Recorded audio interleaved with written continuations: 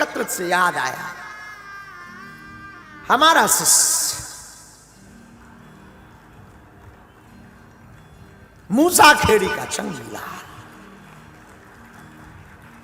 कल रात को हमारी बात हो रही थी। हमने कहा चंगीलाल, चंगीलाल ने कहा हाँ गुरुदेव।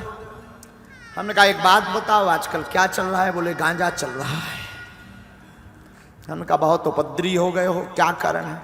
बोले महाराज विद्वानों में कभी एकता नहीं होती है, एकता तो गंजेड़ियों में होती है। गंजेड़ियों को हमने मतलब कहा, मतलब चंगीलाल की घरबाई तब तक निकल कर आई, मुन्नी बाई। उसने कहा महाराज हमारे पति ठीक कह रहे हैं। हमने कहा मतलब?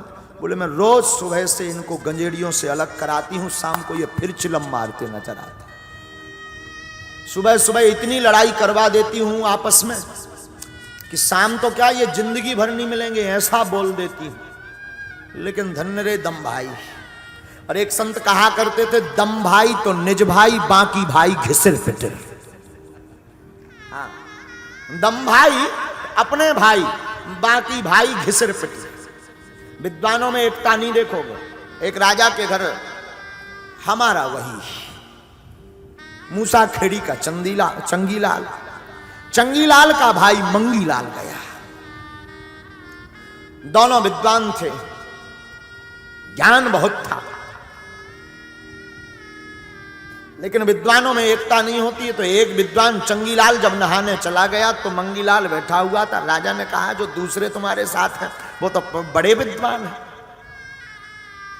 बोले खाक विद्वान है, वो तो एक से भला दो हो, नंबर एक का बैल है बैल। कोई विद्वान नहीं, हम हैं विद्वान।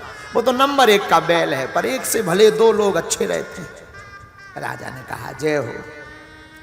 अब जब चंगीलाल नहा कर आ गया सो मंगीलाल गया। सो चंगीलाल से राजा ने कहा दूसरे से, आपके साथ ये जो दूसरे वाले विद्वान है मंगीलाल, ये तो बड़े विद्वान है, आपके बारे में तो कहते। बोले क्या खाक विद्वान? घोड़ा है नंबर एक का घोड़ा। विद्वान तो हम हैं, एक से भले दो, इसीलिए उसको साथ लिए रहते। भोजन की बारी आई तो राजा ने एक के सामने घास डाल दी, एक के सामने चना रख दिए। तो दोनों नाराज हो गए, शर्म नहीं आती है, अपमान करते हो ब्राह्मणों का, श्राप दे देंगे, भस्म कर देंगे। राजा बोले इंतजार करो। बोले मतलब? राजा ने कहा सरकार हमने क्या गलती कर दी?